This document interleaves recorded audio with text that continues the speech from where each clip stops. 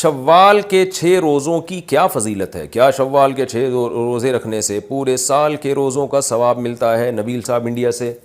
जी हाँ, हदीस में आता है मन साम रमज़ाना सुम्मा अतबअहु सित्तम मिन शव्वाल काना ज़ालिका मिन सियामिद दहरी औ कमा क़ाल सल्लल्लाहु अलैहि वसल्लम। और या दूसरी रिवायत में या सही अल्फाज पूरे यूँ हैं फ़ज़ालिका सियामुद दहर, तो दहर से मुराद साल है। तो आप सल्लल्लाहु अलैहि वसल्लम ने फरमाया जिसने रमज़ान के पूरे रोज़े रखे उसके बाद फिर 6 रोज़े शव्वाल में उसने रखे उसके बाद, तो फ़ज़ालिका सियामुद दहर, ये पूरे साल के रोज़ों के बराबर है। तो इसकी बड़ी फजीलत है, रखना चाहिए। शव्वाल के रोज़े अलग अलग रख सकते हैं क्या? शव्वाल के रोज़े इकट्ठे रखना ज़रूरी है या अलग अलग भी रख सकते हैं? उमर फ़ारूक कराची से अलग अलग भी रख सकते हैं। उमर फ़ारूक साहब इकट्ठे ज़रूरी नहीं है। शव्वाल का रोज़ा दावत की वजह से तोड़ना, मैंने शव्वाल का रोज़ा रखा हुआ था, मुझे एक दावत पर बाद साथियों ने कहा कि नफली रोज़ा तोड़ना जायज़ है, मैंने तोड़ दिया, क्या मेरा ये अमल सही था और क्या मुझ पर क़ज़ा वाजिब है या नहीं? मोहम्मद अनवर कराची से। बिला वजह नफली रोज़ा तोड़ना भी जायज़ नहीं है, लेकिन अगर माकूल वजह हो, जैसे दोस्तों ने दावत की, अब आपका यह है कि अगर दावत कबूल नहीं की वो नाराज़ हो जाएंगे, तो ऐसी सूरत में आप रोज़ा तोड़ सकते हैं, लेकिन बाद में उसकी क़ज़ा करनी पड़ेगी, क्योंकि कुरान कहता है या अय्युहल्लज़ीना आमनू ला तुबतिलू आमालकुम, अपने अमाल को ज़ाया मत करो। तो अब एक दफ़ा रख लिया तो अब उसको ठीक है, किसी वजह से तोड़ दिया तो अब बाद में दोबारा रखें उसको, वाजिब है वो। अय्याम 20 के रोज़ों की फ़जीलत, अय्याम 20 के रोज़ों की क्या फ़जीलत है? मोहम्मद नदीम कराची से। हदीस में अय्याम 20 के रोज़ों के बारे में आता है जिसने अय्याम 20 के रोज़े रखे पूरे महीने के रोज़ों के बराबर हैं, क्योंकि एक नेकी 10 नेकियों के बराबर, तो 3 रोज़े एक रोज़ा 10 रोज़ों के बराबर, तो 3 रोज़े 30 रोज़ों के बराबर। तो ये फ़जीलत अय्याम 20 की रखना चाहिए। क़ज़ा रोज़ों से पहले शव्वाल के रोज़े रखना, रमज़ान के रोज़े अगर बाकी हों तो इनकी क़ज़ा से पहले शव्वाल के रोज़े रख सकते हैं। रिज़वान साहब कुवैत से। जी हाँ, रख सकते हैं, कोई हरज नहीं है, बशर्ते कि यकीन हो कि क़ज़ा भी जल्दी से मुकम्मल कर लूँगा। शव्वाल के रोज़ों में क़ज़ा रोज़ों की नीयत करना, रमज़ान के रोज़ों की क़ज़ा शव्वाल के 6 रोज़ों या ज़िलहिज्जा के 9 रोज़ों में पूरी कर सकते हैं। सैयदा फ़ातिमा कराची से। नहीं कर सकते। रमज़ान के रोज़ों की क़ज़ा रमज़ान के रोज़ों ही की नीयत से होगी, उसमें शव्वाल के 6 रोज़े या ज़िलहिज्जा के 9 रोज़े नहीं आ सकते उसमें। मन्नत के रोज़ों में क़ज़ा रोज़ों की नीयत करना, क्या मन्नत के रोज़े में रमज़ान के क़ज़ा रोज़े की नीयत कर सकते हैं? हमना खान, जी नहीं, नहीं कर सकते। मन्नत के रोज़े बिल्कुल अलग होंगे, रमज़ान के क़ज़ा रोज़े बिल्कुल अलग होंगे। ईद के बाद सदक़ा फ़ितर अदा हो जाएगा। ईद तक कोई मुस्तहिक़ तलाश करने के बावजूद ना मिले तो ईद के बाद अदा करने से सदक़ा फ़ितर अदा हो जाएगा। तनवीन खान इंडिया से। जी अदा हो जाएगा, कोई हरज नहीं है इसमें। बेहतर तो ये कि इससे पहले दें। मरहूम की तरफ से रोज़े रखना, कोई शख्स फौत हो जाए और इसके ज़िम्मे रोज़े बाकी हों तो क्या इसके वारिस की तरफ से रोज़े रख सकते हैं? शम्सुल हक़ दुबई से। इस बारे में दलाइल मुतारिज़ हैं। राजे बात यही है हमारी नज़र में कि नहीं रख सकते रोज़े। हाँ, उसने रोज़ा रखने की, रोज़े के फ़िदिये की वसीयत की हो, मैयत ने अगर वसीयत की हो तो फिर 1/3 माल में से उस वसीयत को पूरा किया जाएगा, और अगर वसीयत नहीं की तो फिर फ़िदिया भी नहीं दिया जाए। ये फ़िदिया देना भी लाजिम नहीं है। सारी ज़िंदगी के रोज़ों का कफ़ारा क्या है? अगर कोई शख्स फौत हो जाए और इसके ज़िम्मे सारी ज़िंदगी की नमाज़ें और रोज़े हों तो इसके लिए क्या किया जाए? क्या इस सूरत के लिए कोई हीला वगैरह है? ज़ीनत अली, कोई हीला नहीं है, बस तौबा इस्तिग़फ़ार करें। अगर उसने वसीयत की थी फ़िदिये की तो वसीयत पूरी कर दी जाए, अगर वसीयत भी नहीं की थी बस तौबा इस्तिग़फ़ार किया जाए उसके लिए। रोज़े के फ़िदिये की रकम कहाँ ख़र्च की जाए? मरहूम वालिदैन के रोज़े या नमाज के फ़िदिये की रकम किन मसारिफ़ में ख़र्च की जा सकती है? तामीर मस्जिद या मदरसा में, या किसी गरीब सगे या दूर के रिश्तेदार को दी जा सकती है? शौकी साहब कराची से। जनाब, फ़िदिये की रकम का मुस्तहिक़ वही है जो ज़कात का मुस्तहिक़ है। इसमें मालिक बनाना ज़रूरी है गरीब को, तो गरीबी रिश्तेदार को भी दे सकते हैं, कोई भी गरीब मिस्कीन हो उसको दे सकते हैं, मदरसों में भी दे सकते हैं, बशर्ते के मदरसे की इंतज़ामिया पर इत्मीनान हो कि ये ज़कात के मुस्तहिक़ीन में ये रकम ख़र्च करेगी। तो जहाँ ज़कात ख़र्च हो सकती है वहाँ रोज़े और नमाज के फ़िदिये की रकम ख़र्च हो सकती है। अच्छा भाई,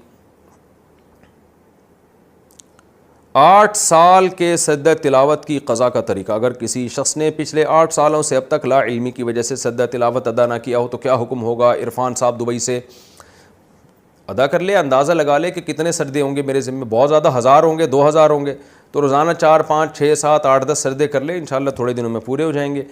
तो कोई बहुत ज़्यादा टाइम तो नहीं लगता सरदा करने में, और सवाब कितना है सरदा करने का? हदीस में आता है जो एक सरदा करता है अल्लाह उसका एक दर्जा बुलंद करता है और एक गुनाह अल्लाह उसका मुआफ़ करता है। रमज़ान गुजरते ही तरावी तो ख़त्म हो जाती है, रोज़े ख़त्म नहीं होते हैं। इतना फ़र्क पड़ता है कि रोज़ों की फ़र्जियत ख़त्म हो जाती है। आप सल्लल्लाहु अलैहि वसल्लम ने रमज़ान के अलावा भी इस साल भर में कुछ अय्याम, कुछ दिन ऐसे हैं जिनमें रोज़ा रखने की तरगीब दी है, अगरचे वो फ़र्ज़ नहीं है। ना रखें तो कोई आदमी, कोई शख्स रमज़ान के अलावा पूरे साल एक रोज़ा भी नहीं रखता तो गुनाह नहीं है, हराम नाजायज़ नहीं है, लेकिन रोज़े का सवाब बहुत है। जैसे नफली नमाज में कुछ नमाजें हैं जिनकी का बहुत सवाब है, ऐसे ही नफली रोज़ों का भी सवाब है। और रमज़ान के फ़ौरन बाद जो रोज़े आते हैं वो शव्वाल के 6 रोज़े। रसूलुल्लाह सल्लल्लाहु अलैहि वसल्लम ने फरमाया, मन साम रमज़ान सुम्मा अतबअहु सित्तम मिन शव्वाल काना का सियामिद दहर। जिसने रमज़ान के रोज़े रखे और उसके बाद शव्वाल में 6 रोज़े रखे तो ये ऐसे है जैसे पूरे साल उसने रोज़े रखे। तो रमज़ान ख़त्म होने के बाद अगर हिम्मत हो तो शव्वाल में भी 6 रोज़े रखने चाहिए, सही है, मुस्लिम की हदीस है। अलबत्ता बाज़ उलमा कहते हैं कि ये 6 रोज़े लगातार नहीं रखें बल्कि तक़सीम करके रखें। वो दोनों तरह से इख्तियार है। पूरे शव्वाल में आप किसी भी दिन 6 रोज़े रख सकते हैं, यानी ज़रूरी नहीं है कि लगातार 6 रोज़े करें, बल्कि एक हफ्ते में 2 रोज़े रख लिए, फिर अगले हफ्ते में 1 रख लिया, इस तरह करके तक़सीम करके भी शव्वाल का महीना गुजरने से पहले पहले 6 रोज़े रखने की बहुत फजीलत है। इसके अलावा पीर और जुमेरात को खुसूसियत के साथ रोज़ा रखना, इसकी हदीस में तरगीब वारिद हुई। आप सल्लल्लाहु अलैहि वसल्लम ने फरमाया कि पीर और जुमेरात के दिन आमाल अल्लाह के यहाँ पेश होते हैं। फ़उहिब्बु अन युरद अमली व अना साइम, मैं चाहता हूँ कि मेरा अमल जब अल्लाह के सामने पेश हो तो मैं रोज़े से हूँ। और इस दिन में आप सल्लल्लाहु अलैहि वसल्लम की विलादत भी हुई। आप सल्लल्लाहु अलैहि वसल्लम ने इसलिए भी इस दिन में रोज़ा रखा है।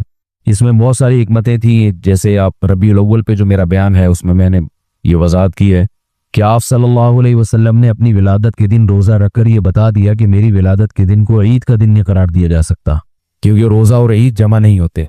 तो ये हिकमत भी मुमकिन है इसमें हो। लेकिन बहरहाल चूंकि नबी सल्लल्लाहु अलैहि वसल्लम ने पीर और जुमेरात के रोज़े का एहतमाम फरमाया है, इसलिए हमारे लिए भी सुन्नत है कि पीर और जुमेरात का रोज़ा रखें। इसकी फजीलत दूसरे दिनों की निस्बत ज़्यादा है।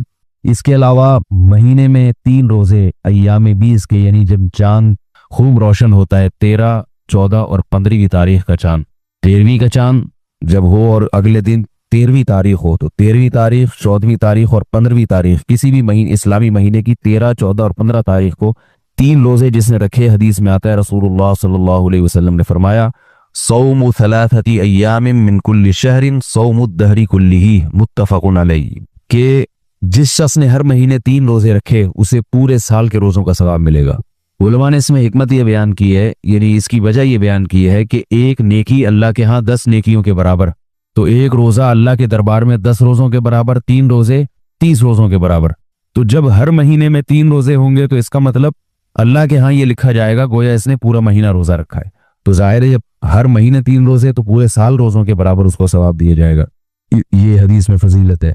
और अगर किसी से ये नहीं होता, मखसूस अय्याम जैसे पीर और जुमेरात को रखना किसी के लिए मुश्किल है, कोई मिसाल के तौर पर किसी को उस दिन मसरूफियत ज़्यादा होती है या छुट्टी इतवार को होती है तो इतवार को आसानी है, तो किसी भी दिन रख लें। कोई लाजमी नहीं है कि पीर और जुमेरात ही की पाबंदी हो या महीने के 3 दिनों ही की पाबंदी हो। मकसद ये है कि हमारे अमाल में जैसे फ़र्ज़ नमाज के साथ नवाफिल भी हमारे अमाल में होती हैं, तो फिर फ़र्ज़ की कमी किससे होगी? नवाफिल से पूरी होगी क़यामत के दिन।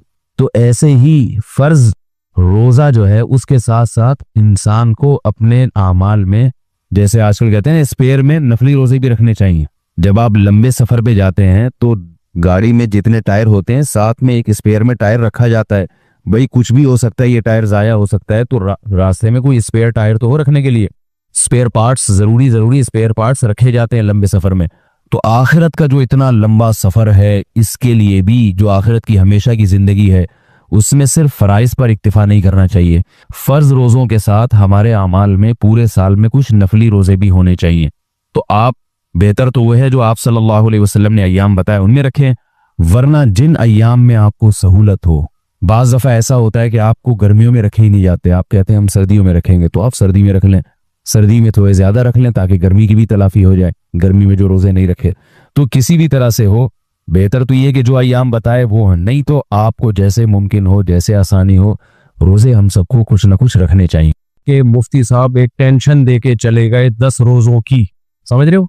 मसला ये है कि हम लोगों ने करना कराना कुछ भी नहीं है, बयानात सुनते रहते हैं, नसीहत की बातें करते रहते हैं, सुनते रहते हैं, इधर से सुनी उधर पार्सल कर दी, उधर से सुनी उधर पार्सल कर दी, से हासिल होने वाला कख भी नहीं।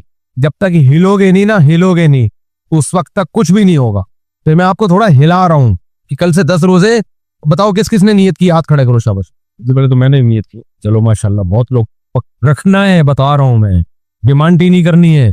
और मुझे पता है अभी जोश है, सुबह बोलोगे अबे यार तो सहरी की टेंशन मत लो, सहरी में आंख खुल गई खा लो, नहीं तो कोई कुछ नहीं होने का बगैर सहरी के, कोई नहीं मरता।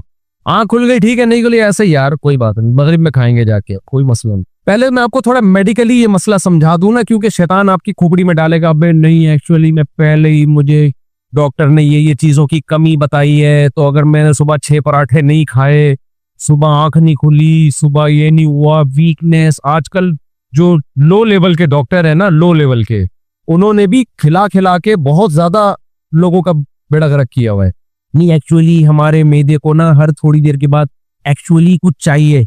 कल एक यूट्यूब पे क्लिप आया हुआ था, एक डॉक्टर बता रहा है कि एक्चुअली जब हम सुबह उठते हैं ना तो हमारा मैदा खाली होता है, उसमें एसिड होता है, एसिड तेजाब होता है, तो हमें कुछ खाना चाहिए सुबह उठते ही ताकि वो एसिड क्या हो। ये बिल्कुल बकवास है। आदम अलैहिस्सलाम के जमाने से लेकर अब तक जितने लोग सुबह उठे हैं, कोई पागल दुनिया में ऐसा नहीं गुजरा होगा जो जाते ही खाना शुरू कर दे कि एसिड है। भाई ये सब नेचुरल है। वो अगर एसिड है भी तो आप, वो अल्सर का कोई पेशेंट हो तो एक अलग बात है, जिसके मैदे में जख्म हो, अल्सर का कोई पेशेंट हो वो तो उसके लिए तो ठीक है। नॉर्मल आदमी के लिए वो एसिड कोई नुकसान नहीं पहुंचाएगा, वो तो नेचुरल है भाई। सुबह उठते ही किसी को भूख लगती भी नहीं है। जब आपको फितरत भूख लगा नहीं रही है इसका, और डॉक्टर कह रहे खाओ, इसका मतलब फितरत गलत कह रही है। डॉक्टर क्या कह रहा है? सही कह रहे हैं, फितरत गलत नहीं हो सकती, डॉक्टर गलत। और ये लोकल लो लेवल के डॉक्टर है, जो असल डॉक्टर है वो कभी भी ऐसे मशवरे नहीं देते। वो कहते हैं जब तक भूख नहीं लगे खाओ नहीं। पहले जमाने में डॉक्टर ये मेडिकली थोड़ा सा मैं इसलिए कह रहा हूँ कि आपको ना बार बार कुछ एक्चुअली करके ना कुछ हर वक्त बकरियों की तरह जुगाली करता रहता है आज का इंसान। हम बचपन में डॉक्टरों से सुनते थे कि एकदम पेट भर के नहीं खाना चाहिए, थोड़ा थोड़ा करके खाएं। तभी गोरों के यहाँ 6 टाइम के खाने होते हैं, अब तो शायद उन्होंने भी खत्म कर दिए, पहले 6 टाइम के। सुबह नाश्ता, हालांकि नाश्ते का लफ्ज इस्लाम में कदीम अरबी में है ही नहीं, कुरान में भी नहीं है। कुरान में वलहुम रिज़्क़ुहुम फीहा बुकरतन व अशिया, जन्नत में इनको सुबह भी बुकरा कहते हैं दोपहर के वक्त से पहले पहले तक का जो टाइम होता है, और शाम को भी जन्नत में 2 टाइम खिला रहे हैं अल्लाह ताला। अगरचे वहां तो हर वक्त ही होगा, लेकिन एक मिसाल वो दी जा रही है जो दुनिया में चलती है ना। हमारे नबी ने दोपहर का खाना खाया है, 11 बजे खाना खाते थे आप, फिर कैलूला करते थे, फिर रात का खाना होता था, बस ये 2 टाइम का खाना। अंग्रेज के जब तक कदम हिंदुस्तान में नहीं थे, हिंदुस्तानी लोग जिनमें हम पाकिस्तानी भी दाखिल हैं, नाश्ते के लफ्ज से वाकिफ नहीं थे। करो नाश्ता, मैं ये नहीं कह रहा कि मैं भी करता हूं, लेकिन इस पे सेहत के लेबल मत लगाओ, ये सेहत के लिए बिल्कुल भी जरूरी नहीं है। फुतूर का लफ्ज अरबी में नाश्ते को कहते हैं, ये जदीद अरबी है, कदीम अरबी में नाश्ते का लफ्ज ही नहीं है। तो था ही नहीं नाश्ता, वो जानते ही नहीं थे नाश्ता होता क्या है। समझते हो कि नहीं समझते? तो ये जो कहते हैं ना थोड़ी थोड़ी, ये नेचुरल नहीं है थोड़ी थोड़ी देर के बाद खाना, एक दफा खा ले आदमी पर फिर भूखा रहे। तो अब मसला ये है, जब आप कभी आंख खुलेगी शहरी में, कभी आंख नहीं खुलेगी तो बोलो कोई बात नहीं, आज 18 घंटे का रोजा होगा, 28 घंटे का रो, जितना खाली पेट रहोगे फायदा ही होगा, नुकसान इसका बिल्कुल भी नहीं है। नुकसान जब होता है जब खाली पेट रह के उसकी रिकवरी ना हो। जब हम खाते हैं ना इफ्तारी में, वो 22 घंटे भी खाली पेट हो, वो ठा करके फौरन बॉडी उसको कवर करती है। अल्लाह ने बॉडी का निजाम ऐसा बनाया है कि भूख से मरना बहुत मुश्किल रखा है अल्लाह ताला ने। होगा ये जब आप कई घंटे भूखे रहोगे ना, फिर जब 2 पकोड़े भी खाओगे ना, 2 खजूर पकोड़े तो नहीं खाओ, 2 समोसा तो पकोड़े से भी खतरनाक है। अब जो चीज हम खा रहे हैं मिसालें 2 ही आएंगी ना, मैं भी अब अवॉइड कर रहा हूँ, कोशिश कर रहा हूँ। आपने क्या करना है, खजूर खा ली, 2 खजूरें आप खाओगे एकदम क्या हो जाओगे, फिट फॉट। इससे आपको अंदाजा होगा यार हम जो बोल रहे थे इतना कुछ, ये तो हम अपने साथ जुल्म कर रहे थे, 2 खजूरें भी हमें हमारे लिए बहुत हैं। तो इसलिए पहले तो ये टेंशन नहीं लेनी है कि मैं 20 घंटे से भूखा हूँ, 22 घंटे से भूखा हूँ, कुछ भी नहीं होगा। हाँ, कोई अल्सर का पेशेंट है या शुगर का मरीज है, वो डॉक्टर से मशवरा कर ले, उसका इन्ना लिल्लाह हो सकता है। शुगर के उसूल तो उनको तो चीनी खानी पड़ती है थोड़ी देर में, या कोई अल्सर का पेशेंट है उसको तो फिर एसिड नुकसान। नॉर्मल आदमी की बात कर रहा हूँ। दूसरा, आपको पता है मसला क्या होगा जब आप रोजे रखोगे? पहले तो मैं बता दूं मैं रोजों की तरगीब क्यों दे रहा हूं।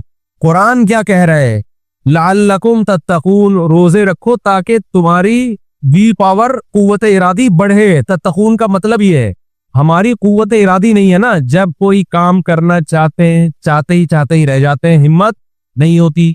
तो व्हील पावर, कुव्वत इरादी बढ़ाने के लिए कंट्रोल किस पे करना है?